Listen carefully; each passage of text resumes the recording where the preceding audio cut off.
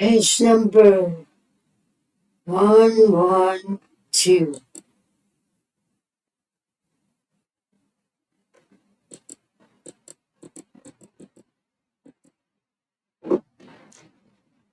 Handbook for Mankind. Buddhadasa, Bhikkhu.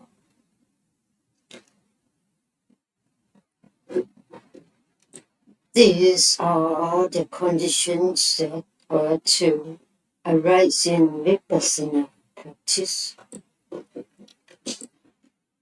What is the objective of Vipassana?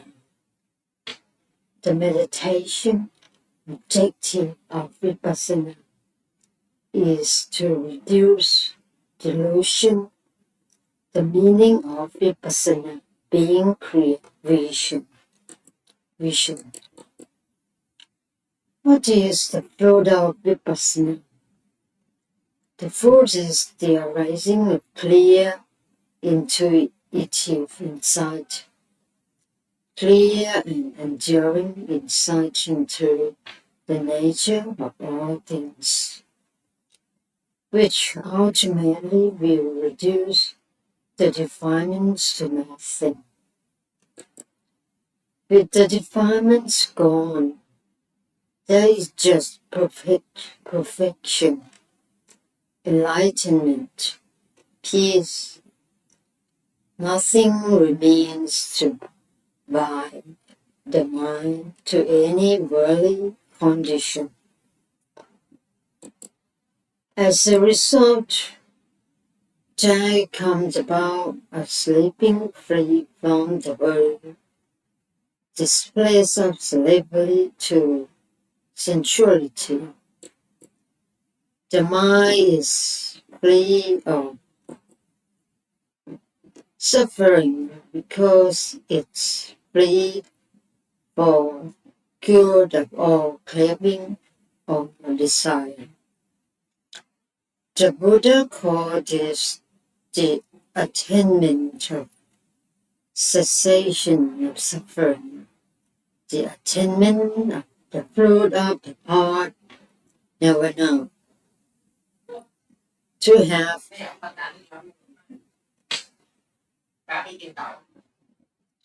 have achieved this, this is to have carried out to completion the task Buddhism has set for us. This shows that the part of insight that has to be worked. There are several stages of purification which must be integrated in this way. And now I stepped in the process of developing knowledge of the world. These taken together are known as Vipassana. In the text, it is set out as an ordered system. The final details can be found in the books written by later teachers. There is one important thing that must be realized, however, in order to avoid misunderstanding. It so happens that even in the field of Dharma practice, the highest aspect of Buddhism, there are misguided people. At the present time, there are many who have got hold of things that are not Vipassana at all and are presenting them as being the real thing. They have made Vipassana just their means of livelihood. They win people over in order to get classes together. Then proceed to certify them as noble ones. Modern style, all of which is most despicable, despicable and regrettable.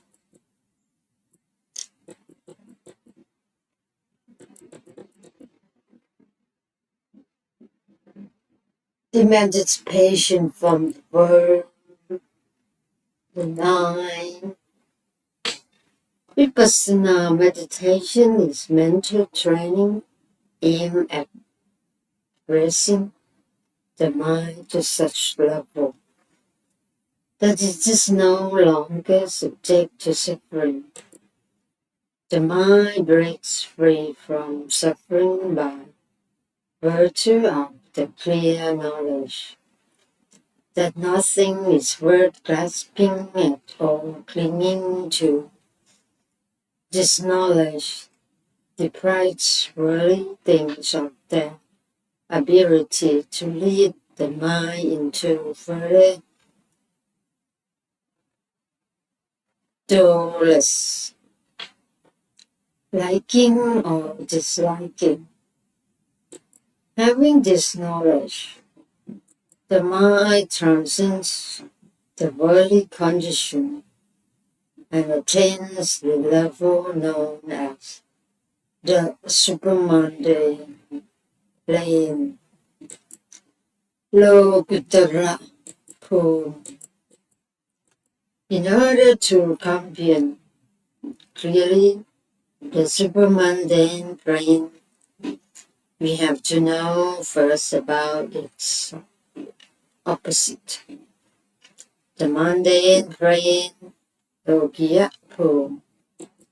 The mundane plane comprises those levels at which the things of the world have control over the mind. Very briefly, three levels are recognized in the mundane plane, namely the sensual level, or the level of the mind still content with pleasures of every kind, the level of forms, the condition of the mind uninterested in sensual objects, but finding satisfaction in the various stages of concentration on forms as subjects, and lastly the formless level, the yet higher level of the mind finding satisfaction in the bliss and peace of concentration on objects other than forms. These three levels in the worldly plane are the mental levels of being in general, regardless of whether we presume to call them human beings, celestial beings, gods, beasts, or denizens of hell. They are all included within the three worldly levels. The mind of a worldling can at any particular time exist in any one of these three. This is not impossible. It is quite normal. As a rule, though, it will tend to fall back naturally to the unconcentrated central level. The human mind normally falls under the influence of the delightful in colors and shapes, sounds, odors, tastes, and tactile objects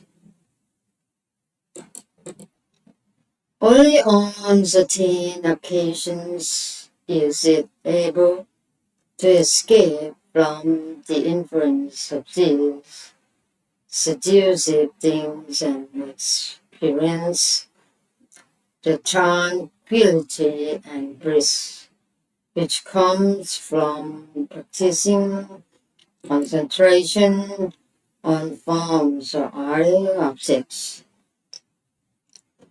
It all depends on concentration. At certain times, then, a person's mind may be located in any of these levels of concentration.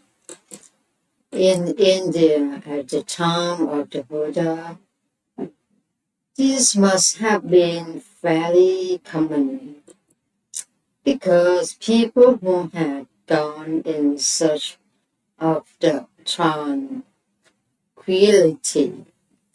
and were associated with the various levels of concentration were to be found living in forests all over the country. At the present time, such people are few, but it is nevertheless possible for the ordinary man to attain these levels. If someone in this world is in the process of experiencing the bliss of full concentration on a form, then for him the world consists of just that form because he is aware of nothing else. At the time and for that person, the world is equivalent to just that one form, and it remains so until such time as his mental condition changes. Even though a person dwelling in any of these three levels may have gained such bliss and calm, tranquility that he has come to resemble a rock.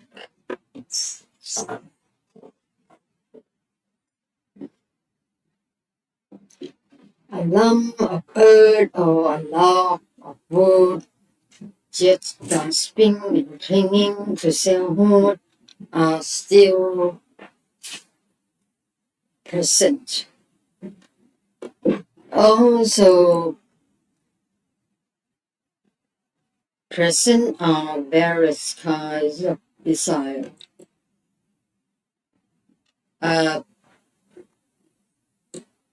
bit, a bit, a bit of the finest and most tenuous sort, such as the satisfaction with the state in which he finds himself, which prompts him to go in search of a new state. The desire for change constitutes karma. So such a person has not yet transcended the worldly state. He is not yet in the supramundane plane. A mind dwelling in the supramundane plane has transcended the world. It views the worldly state as devoid of essence, self, or substance, and you have nothing of it. The dwellers in this supermundane plane can be further classified into grades. There are four levels of thought and fruit, namely the levels of stream intellect, The ones returner, the levels of streamer interact. So the but not so that the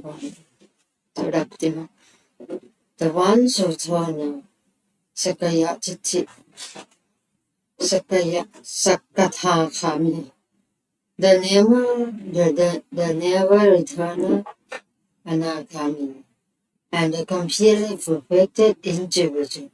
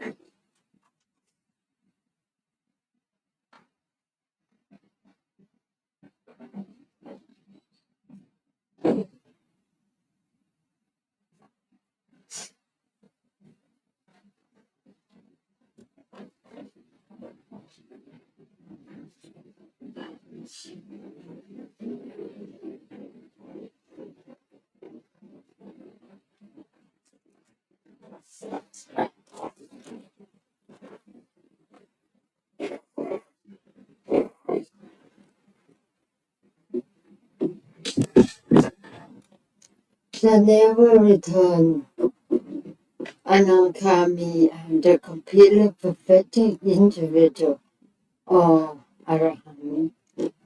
The condition of this forecast of noble individuals, or Arahants, is the supramundane condition. Supramundane means above the world and refers to the mind, not the body. The body can be anywhere at all as long as living conditions are adequate. Supramundane simply describe a mind dwelling above the world. As for the nether worlds, such as hell, purgatory, or the places of suffering, torment, and bondage, these are out of the question for the Aryans. Until page number 116. Have a wonderful day, all day, all the time. Bye bye. 祝大家お元気で。ありがとう。またね。元気ですか？สบายดีบ่？สบายดี